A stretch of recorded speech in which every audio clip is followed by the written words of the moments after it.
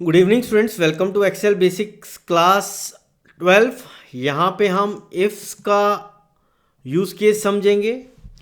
तो यहाँ पे हमें राम जो एक एम्प्लॉय है और उसकी पोस्ट प्रिंसिपल है, यहाँ पे उसकी सैलरी हमें कैलकुलेट करनी है।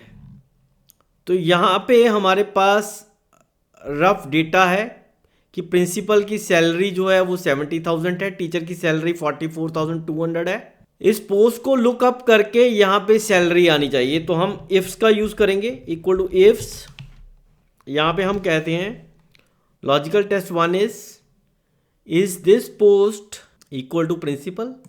क्या ये पोस्ट प्रिंसिपल की है? अगर ये पोस्ट प्रिंसिपल की है, पहले तो हमें सेल रेफरेंसिंग का ध्यान रखना है।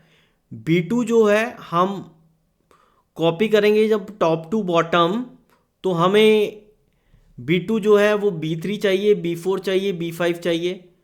तो रो रेफरेंस को यहाँ पे हमने लॉक नहीं करना है, एज इट इज़ हमें छोड़ देना है। B11 यहाँ पे हमें देखना है कि रो रेफरेंस को लॉक करना है या नहीं करना है। तो यहाँ पे हमें लॉक करना है, क्योंकि हम एग्जैक्टली ये वाला जो सेल है नेक्स्ट सेल में भी जब हम फॉर्मूला डालेंगे हमें चाहिए।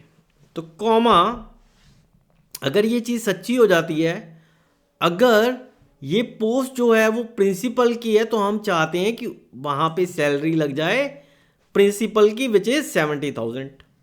F4 यहाँ पे हम अगेन रो रेफरेंस को लॉक करेंगे। ये बहुत इंपॉर्टेंट टॉपिक है सेल रेफरेंसिंग का। यहाँ पे फॉर्मूला है जो हम टॉप टू बॉटम कॉपी कर रहे हैं। तो टॉप टू बॉटम जब भी फॉर्मूला को कॉपी कर रहे हैं तो रो रेफरेंसेस जो होते हैं वो बढ़ते हैं, यानी कि नंबर जो है बढ़ रहे हैं। तो लॉजिकल टेस्ट 2, क्या ये पोस्ट जो है वो टीचर की है? तो अगेन रो रेफरेंस को हम लॉक करेंगे, कॉमा, वैल्यू ऑफ ट्रू। अगर ये चीज़ सच्ची है तो हम चाहते हैं कि जो सैलरी है वो यहाँ पे 44,200 लग जाए, कॉमा, लॉजिकल टेस्ट 3।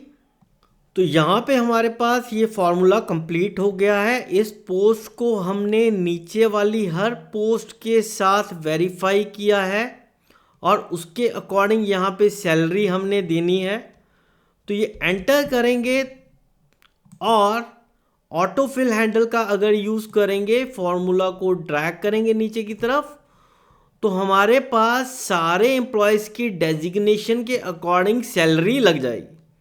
हम चेक करना चाहते हैं यहाँ पे कि हमारा फॉर्मूला करेक्ट है या नहीं। तो हम लास्ट सेल में जाएंगे, F2 प्रेस करेंगे, तो आप देखिए इस पोस्ट स्वीपर को मैच किया जा रहा है यहाँ पे नीचे वाले सेक्शंस के साथ, और अकॉर्डिंगली जो सैलरी है वो पोस्ट की जा रही है। तो हम देखेंगे स्वीता जो स्वीपर है उसकी सैलरी जो इस रॉ डेटा में दी गई है वो 9500 दी गई है। तो वही सैलरी जो है स्वीता को यहाँ पे मिल रही है। इवन हम लोग देखेंगे मनीष जो पीटीआई है उसकी सैलरी उसकी पोस्ट के अकॉर्डिंग 35,400 है। तो यहाँ पे वो सैलरी यहाँ पे लग रही है। अगर मनीष की हम पोस्ट चेंज कर दें, मान लो इस एम्प्लॉय का प्रमोशन हो गया, ये पीटीआई से टीचर बन गया, तो ये सैलरी भी यहाँ पे इंक्रीमेंट हो गई है अकॉर्डिंगली। और अगर हम सैलरीज किसी टीचर का अगर सैलरी बढ़ गई है तो हमें पूरे फॉर्मूले में वो सैलरी चेंज नहीं करनी पड़ रही है। यहीं पे अगर हम चेंज करेंगे, मान लो ये सैलरी 45,000 हो जाती है, तो हम देखेंगे मनीष जो टीचर है और विमल जो टीचर है उनकी सैलरी अभी 44,200 है। जैसे ही हम एंटर प्रेस करेंगे तो ये सैलरी जो है 45,000 हो गई। यहाँ पे एनुअल सैलरी यहाँ पे equal to C2 multiply by 12। C2 की हमने सेल रेफरेंसिंग देखनी है, तो हम फॉर्मूला को टॉप टू बॉटम कॉपी कर रहे हैं। हमने रो नंबर्स को इंक्रीमेंट करना है क्योंकि नेक्स्ट सेल में हमें चाहिए C3, और ऑटोफिल हैंडल का हम यूज़ करेंगे। तो हम देखेंगे एनुअल सैलरी यहाँ पे, अगर लास्ट सेल में देखेंगे F2 दबाएंगे हम, तो स्वीता जो कि स्वीपर है उसकी एनुअल सैलरी कैलकुलेट हो रही है with the help of monthly salary. अब टैक्स रेट के लिए हम सेम इफ्स का यूज करेंगे। हमारे पास रॉ डेटा यहां पे दिया गया है। अगर एनुअल सैलरी लेस देन या इक्वल टू 2,50,000 है तो 0% है। अगर less than equal to 4 lakh है तो 3% है। अगर less than equal to 7 lakh है तो 5% सैलरी टैक्स रेट यहां पे लगना चाहिए। और अगर less than equal to 10 lakh है तो 10% अकॉर्डिंगली ये टैक्स रेट लगने चाहिए। तो हम इसके लिए यूज करेंगे इफ्स का। हम कंपेयर किसके साथ करेंगे? एनुअल सैलरी के साथ। तो हमने देखना है कि रो रेफरेंस को लॉक करना है या नहीं, क्योंकि हम फॉर्मूला को टॉप टू बॉटम कॉपी कर रहे हैं तो सिर्फ रो रेफरेंस को हमने देखना है, यानी कि नंबर्स को देखना है। तो D2 सेल जो है मेरे को नेक्स्ट सेल में चाहिए D3, तो मैं इसको लॉक नहीं करूंगा। Less than equal to 2,50,000। हम यहां पे सारी सैलरीज जो है वो इस 2,50,000 से कंपेयर करेंगे।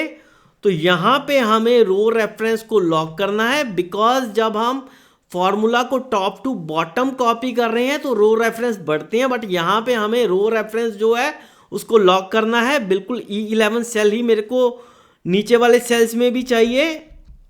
तो यहां पे 11 पे लॉक किया हमने। वैल्यू इफ ट्रू तो हमने लिखा 0%। हमें यहां पे रो रेफरेंस को अगेन लॉक करना है।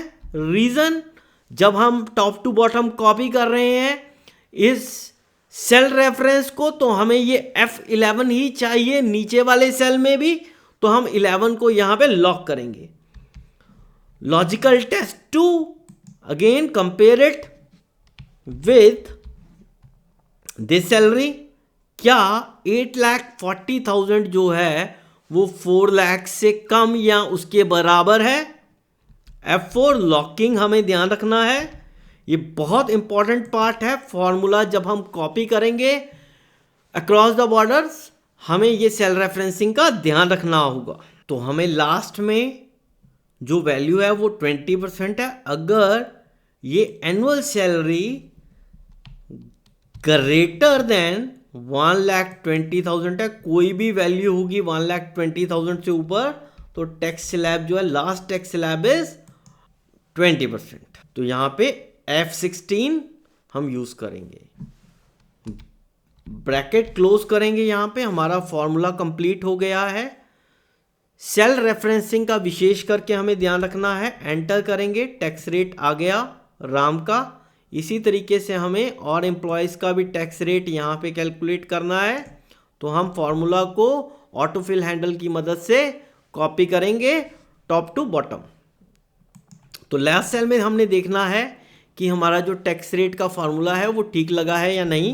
तो एडिट मोड में डालेंगे तो देखिए यहाँ पे बिल्कुल करेक्ट तरीके से हमारा फॉर्मूला लगा है। और स्वीता का जो टैक्स रेट है वो 0% है, क्योंकि सैलरी इज बिलो 2,50,000, तो टैक्स रेट इज 0%। अकॉर्डिंगली यहाँ पे टैक्स रेट यहाँ पे लग गए हैं।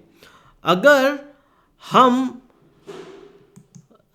राम की सैलरी को चेंज करेंगे, मान लो ये 70,000 से 1 लाख हो गई है सैलरी, तो हम देखेंगे टैक्स रेट भी यहाँ पे चेंज हो गया 15%, क्योंकि सैलरी इज इक्वल टू 1,20,000 और टैक्स रेट 15,000 हो गया है। यहाँ पे राम की सैलरी को कुछ और इंक्रीमेंट देते हैं 1,05,000, तो टैक्स रेट विल बी 20%।